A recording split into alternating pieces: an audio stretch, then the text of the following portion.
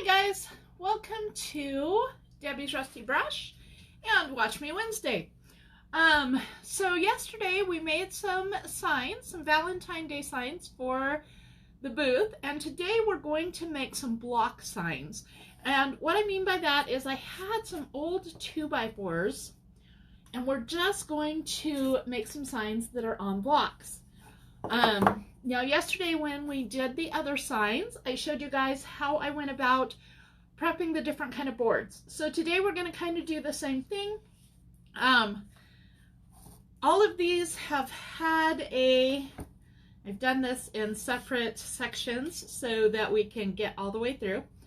All of these, except for the one we're going to do here, has a brown wash on it.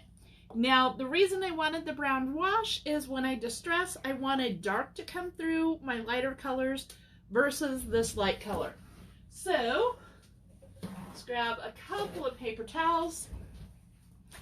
And what I'm using to do this is layered chocolate and my misting bottle.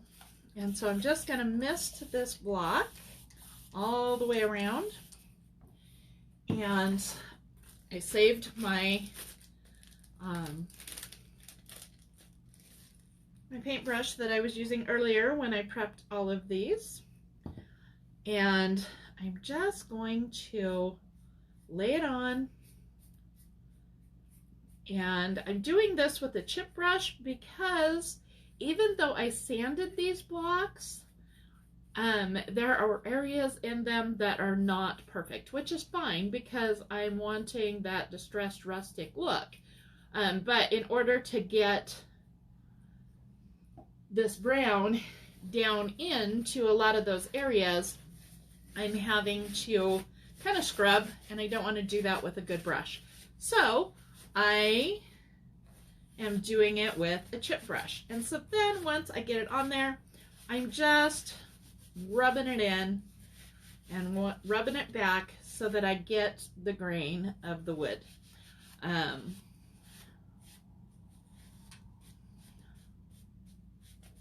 Because, like I said, I want that look to be there for me. And when I go to distress, I want the dark, not the light. So I'm just going through and kind of staining these boards, but I am using DIY clay-based paint and layered chocolate because that's the brown that I had. So I'm just going through and layering on these blocks the dark color. Blocks, I have already done the dark brown and I've painted them red. And now we're going to distress them. So there are two different ways that I can distress. One is going to be with water, or in my case, this is a baby wipe. And you can wet distress this and bring back part of the wood that you covered up just on the edges. And that is why we did that brown coat, is because I want the darker color to come through. Now, as you can tell, when you wet distress, it's going to take it back down, but sometimes you do have to use some elbow grease. If you do a real light coat, it'll come off pretty easy. If you've done it heavy at all, you have to use some elbow grease. Now, personally, I like to use some sanding paper, and I'm going to set that one there because when you wet distress and then you use sanding, it goes way down. So I like to just do this. I just like the look of it a little better. I have a little more control. And the the clay-based paint just powders up, and you end up with this powder. But I like having the little bit more control. This will go down to the dark brown. It will also pull down and leave some of the dark brown and pull a little bit up so that you have a little bit lighter. I just like that. And so then I also like to run it over the entire block. And it turns out really, really smooth when you do that. As smooth as these, the paint will be smooth. These blocks are still a little rough, and so it's going to be what it will be. That's how I figure out which side is front, which side is back. I just see which one I like the best. All right, and so I went ahead and I printed out just the letters that I want to use, and I cut them down to about the same size as the blocks. And what I use is I use the carbon paper. Okay, and so I just lay the carbon paper down. And then I put the L over the top. And I try to make sure that I've got about the same amount of room all the way around. I don't get too caught up in that. I used to do everything had to be perfect, and I don't anymore. So then I just take a pen or a pencil, and I just trace around the letter itself.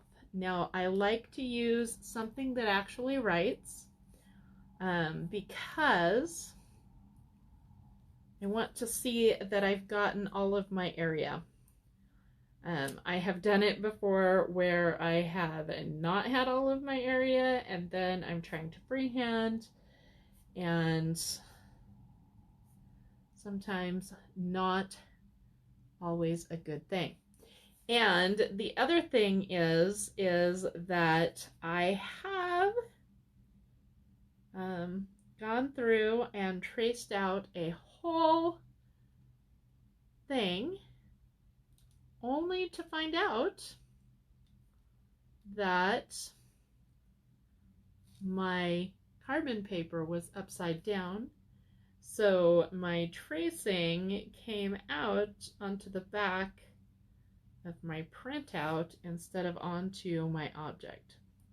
Now the other thing is this is wood, and so the grains in there sometimes will just grab your pen or pencil and take you where it wants to. So you straighten those lines out with your paint. And so it's faint, but you can see it and you can trace in. Okay, so we're going to hop in with a voiceover here because I got really quiet while I was doing this. What I'm using is just an acrylic paint pen in white, and I'm just going to go through and fill in the letter that we just traced onto this block. And if you've never used these paint pens before, you just have to be careful with them when they start to not release paint. If either go to the center of where your letter is and press down so more paint comes out, or do that on a separate piece of paper or something off to the side, because sometimes it will just gush out and then you've got a problem. So if you're not familiar with using the pens, I do suggest that you do it off of your block to try to get more paint into the tip.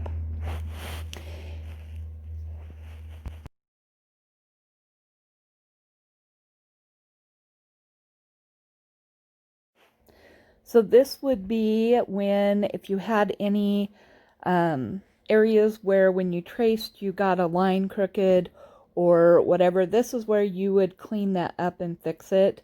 I don't get too carried away with it being absolutely perfect. If I get way off, I just add some more distressing to those letters.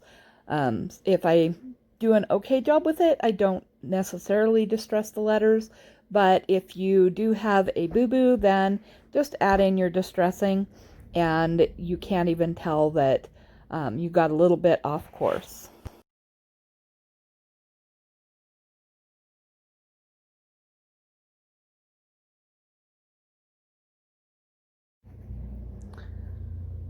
All right, so that is our L, and I've already done my O, my V, and my E, and as you can tell, I did do these in staggered blocks, and so this is what it looks like all together.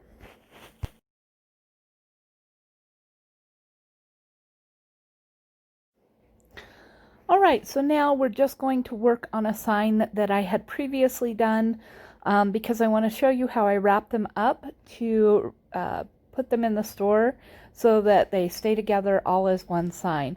Now, what I do when I seal these is I go through with Krylon matte spray finish, and I will spray just the fronts where I've put my lettering so that when I do my waxing and I buff it back, I don't get any of my letters smearing.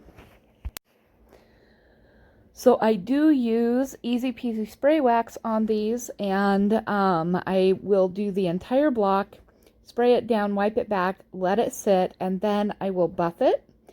And then before I go and put my cellophane over it, I will again put a second layer of Easy Peasy Spray Wax on. And I do that so that my letters do not stick together when they're in the cellophane.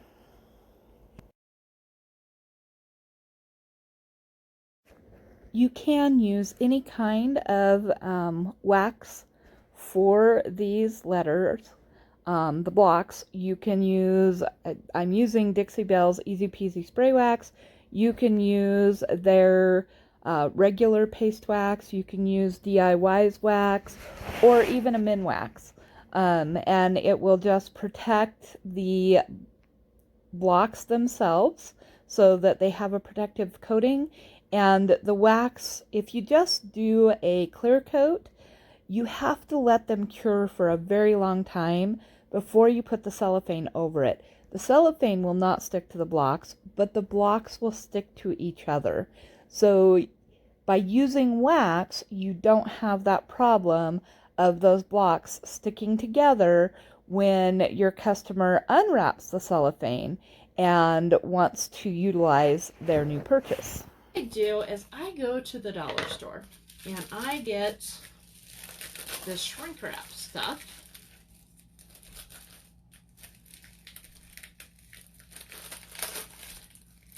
And it's actually made to be a basket. I don't use it as a basket. In fact, I throw the wrap away, which is the bow part of it, because I don't do that. And then I go ahead and I cut the wording off the bottom, which is the warning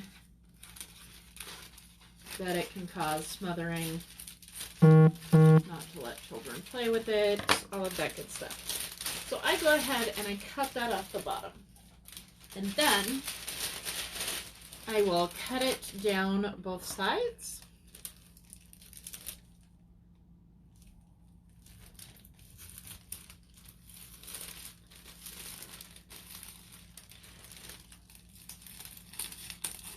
And it doesn't have to be perfect.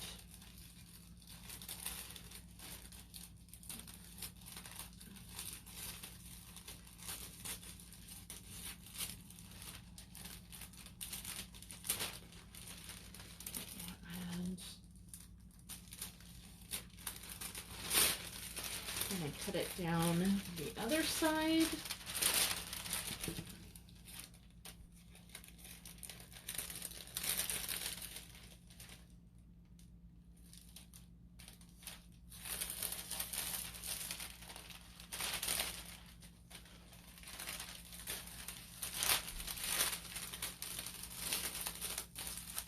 Like I said, I don't worry about it being perfect.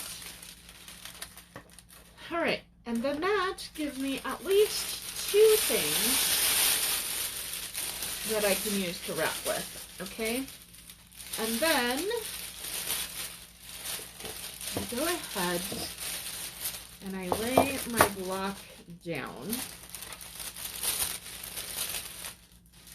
And this gives me a whole bunch of overkill. So what I'm going to do, I'm going to move that up there, and that will give me plenty of room right there.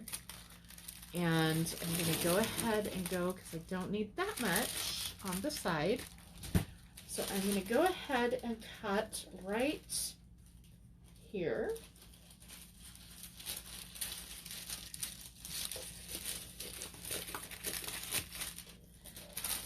And that gives me that little piece that I can use if I have something small enough to use that on. And then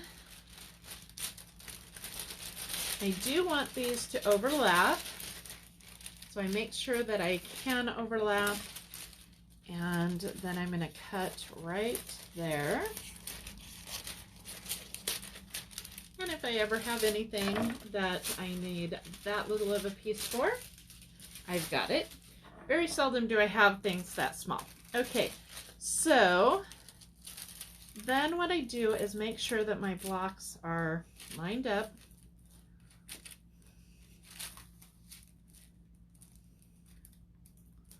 Close together. And then I take, I guess I got some on this one.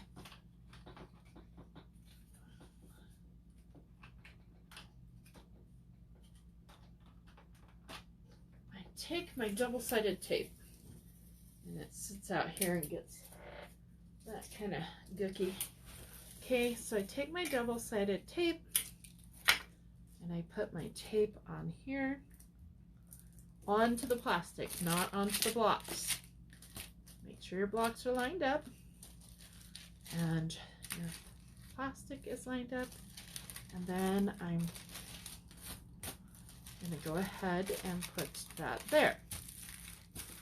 Okay, and then I'm just going to take this like I would a present, tuck those in, and then bring it around here. Again, double-sided tape, and with this one you want to double side in here, as well as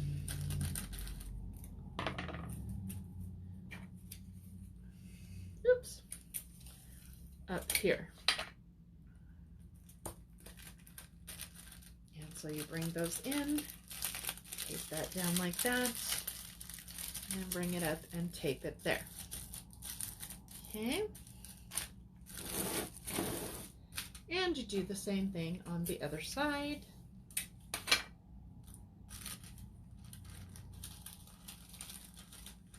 Put your tape in the center there. Bring these down onto it, and bring your tape up here. Put that in. Bring that up. And if you need to, tuck a little piece underneath again.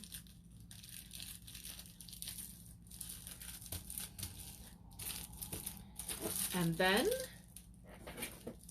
just hair dry it. So here are a couple of the signs, all finished and ready for the shop. And here are the rest of them. If you like my videos, please give me a thumbs up and share with your friends. And subscribe to my channel if you haven't. Thanks for spending time with me. Bye-bye.